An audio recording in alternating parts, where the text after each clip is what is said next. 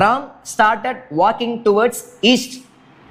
Ram east direction நோக்கி நடக்க ஆரம்பிக்கிறார்.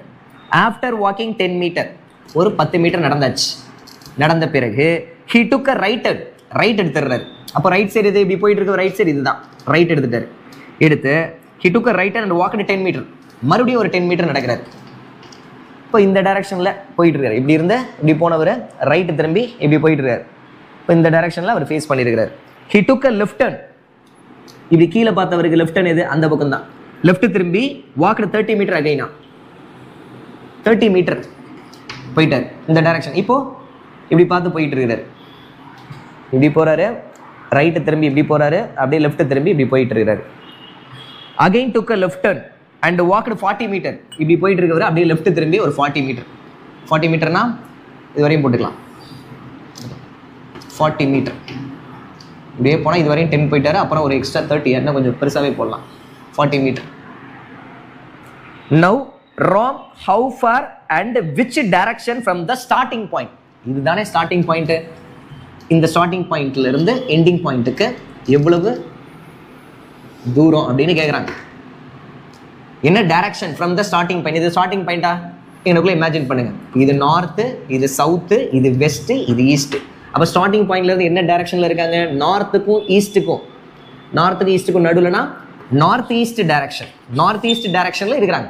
இப்போ டிஸ்டன்ஸை கண்டுபிடிக்கணும். எப்படி கண்டுபிடிக்கிறது? இதுக்கும் இதுக்கும் இடையில இருக்கிற டிஸ்டன்ஸ் இதுதான். பித்தாகரஸ் தியரம் சின்ன வயசுல ஸ்கூல் டேஸ்ல சொல்லி கொடுத்துருப்பாங்க, ஞாபகம் இருக்குங்களா? அதன்படி நான் உங்களுக்கு எக்ஸ்பிளைன் பண்றேன். இதை மட்டும் கட் பண்ணி எடுப்போம், சரிங்களா? ஒரு ரைட் ஆங்கிள் ட்ரையாங்கிள், செங்கோணம் முக்கோணம் கட் பண்ணி எடுக்கலாமா? பாருங்க, இதோட அளவு நமக்கு தெரிஞ்சிருச்சு 10. அதுக்கப்புறம் இங்கே இது ஒரு 30. அப்போ இது ஃபுல்லாக எவ்வளோன்னு தெரியும்ல உங்களுக்கு? இது ஃபுல் லென்த் எவ்வளோ தெரியும்ல? இங்கே கீழே இருக்கிற 30 தான் இங்கேயும் வரப்போகுது. அப்போ இது ஒரு 30, இது ஒரு 10னா 40 ஆயிடுச்சு. கீழே பேஸ் 40 மீட்டர் ஆயிடுச்சு. இப்போ இந்த ஹைட் எவ்வளோன்னு பாருங்களேன். 30 வரையும் இப்படி போனார். இங்கேருந்து 40 நடந்தார். இருந்தால் போட்டுறேன் 40.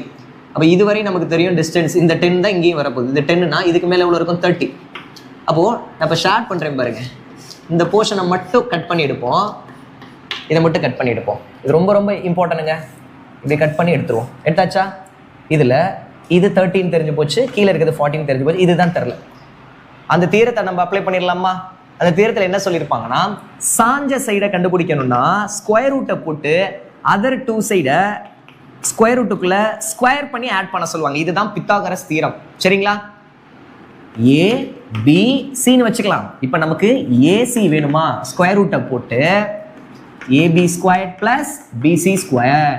இதுதான் அந்த தீரம். அதான் நான் பண்ணியிருக்கிறேன். கர்ண பக்கம்னு சொல்லுவாங்க. ஸ்லாண்ட் ஹைட் கண்டுபிடிக்கிற ஹைப்போட்டனியஸ் சைட் கண்டுபிடிக்கிறதுக்கான ஃபார்முலா. இதை ஸ்கொயர் பண்ணோன்னா 1600. இதை ஸ்கொயர் பண்ணால் 900. அப்போ கொஸ்டின் மார்க் ஈக்குவல் டு என்ன வருது? 2500. ஸ்கொயர் ரூட்டுக்குள்ள 2500 இருக்கு. அப்போ இதை வெளியே எடுத்தால் 50. கொஸ்டின் மார்க் ஈக்குவல் டு 50 தான் ஆன்சர். ஃப்ரம் த ஸ்டார்டிங் பாயிண்ட்ல இருந்து அவர் எவ்வளோ டிஸ்டன்ஸ் தூரத்தில் இருக்கிறார்? 50 மீட்டர் நார்த் ஈஸ்ட் டைரக்ஷன்ல இருக்கிறார். அவ்வளவுதான்.